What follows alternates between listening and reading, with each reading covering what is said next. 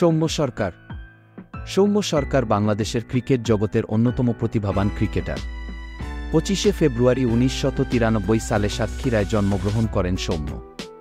তার পিতা কিশোরী মোহন সরকার এবং মাতা নীলিমা রানী সরকার। ছোটবেলা থেকেই ক্রিকেটের প্রতি গভীর আগ্রহ ছিল তার। তার ব্যাটিং স্টাইল এবং সাহসী খেলার ধরন তাকে দ্রুত ভক্তদের প্রিয় করে তুলেছে।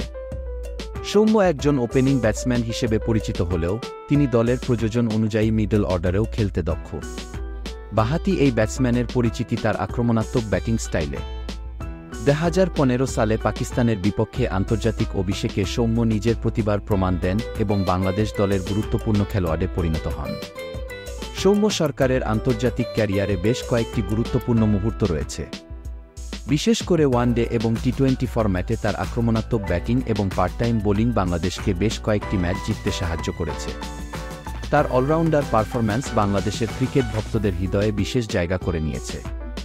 সৌম্য সরকারের খেলার প্রতি উৎসর্গ এবং কঠোর পরিশ্রম তাকে বাংলাদেশ ক্রিকেটের অন্যতম সেরা খেলোয়াড়ে পরিণত করেছে।